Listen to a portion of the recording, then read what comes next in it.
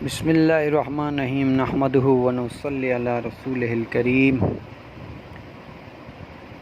ایک مہاجرین اور ایک انصار کی چوکیداری اور انصار کا نماز میں تیر کھانا۔ نبی اکرم صلی اللہ علیہ وسلم ایک غزوہ سے واپس تشریف لے آ رہے تھے۔ شب کو ایک جگہ قیام فرمایا اور ارشاد فرمایا کہ آج شب کون حفاظت اور چوکیداری کون کرے گا؟ ایک مہاجرین اور ایک انصار حضرت عمار بن یاسر اور حضرت عباد بن بشیر رضی اللہ تعالی عنہما نے عرض کیا کہ ہم دونوں کریں گے۔ حضور اکرم صلی اللہ علیہ وسلم نے ایک پہاڑی جہاں سے دشمن کے آنے کا راستہ تھا بتا دی، اس پر یہ دونوں قیام کرو۔ دونوں حضرات وہاں تشریف لے گئے۔ وہاں جا کر انصاری نے مہاجرین سے کہا کہ رات کو دو حصوں میں مقسم کر کے ایک حصے میں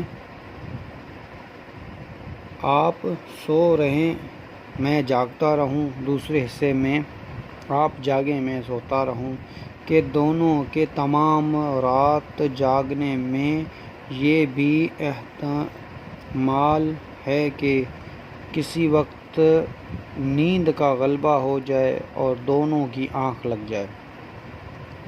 اگر کوئی خطرہ جاگنے والے کو محسوس ہو تو دوسرے ساتھی کو جگا دے۔ رات کا پہلا حصہ انصاری کے جاگنے کا قرار پایا اور مہاجرین سو گئے۔ انصاری نے نماز کی نیت باندھ لی۔ دشمن کی جانب سے ایک شخص آیا اور دور سے کھڑے ہوئے شخص کو دیکھ کر ایک تیر مارا، اور جب کوئی حرکت نہ ہوئی تو دوسرا اور پھر اسی طرح تیسرا تیر مارا، اور ہر تیر اس کے بدن میں گھستے رہے اور یہ ہاتھ سے ان کو بدن سے نکالتے رہ کر پھینکتے رہے۔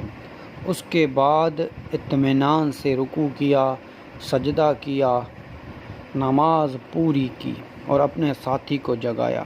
وہ ایک کی جگہ دو کو دیکھ کر بھاگ گیا کہ نہ معلوم کتنے ہوں، مگر ساتھی نے جب اٹھ کر دیکھا تو انصاری کے بدن سے 3 جگہ سے خون ہی خون بہہ رہا تھا۔ مہاجرین نے فرمایا سبحان اللہ، تم نے مجھے شروع میں ہی کیوں نہ جگا دیا؟ انصاری نے فرمایا کہ میں نے ایک سورۃ کہف شروع کری تھی، میرا دل نہیں چاہا کہ ختم ہونے سے پہلے رکوع کروں۔ اب بھی مجھے اس کا اندیشہ ہوا کہ میں ایسا نہ ہو کہ میں بار بار تیر کھانے کی وجہ سے مر جاؤں اور حضور اکرم صلی اللہ علیہ وسلم نے حفاظت کی خدمت جو میرے سپرد کر رکھی ہے وہ فوت ہو جائے۔ اگر مجھے اس کا اندیشہ نہ ہوتا تو مر جاتا، مگر سورت ختم ہونے سے پہلے رکوع نہ کرتا۔ اس میں یہ تھی حضرات کا نماز میں شوق، اور کہ تیر پر تیر کھائے جائیں، خون ہی خون ہو جائیں، مگر نماز کے لطف میں ذرہ بھی خیال نہ آئے۔ اور ایک ہماری نمازیں ہیں کہ مچھر کاٹ جائے تو نماز کا خیال جاتا رہتا ہے۔ یہاں ایک فقہی مسئلہ بھی اختلافی ہے کہ خون نکلنے سے امام یعنی اعظم رحمۃ اللہ علیہ کے نزدیک وضو ٹوٹ جاتا ہے اور امام شافعی رحمۃ اللہ علیہ کے نزدیک نہیں ٹوٹتا۔ ممکن ہے ان صحابی کا بھی مذہب وہ ہو، یا اس وقت تک اس مسئلے کی تحقیق نہ ہوئی ہو کہ حضور اکرم صلی اللہ علیہ وسلم اس مجلس میں خود تشریف فرما تھے۔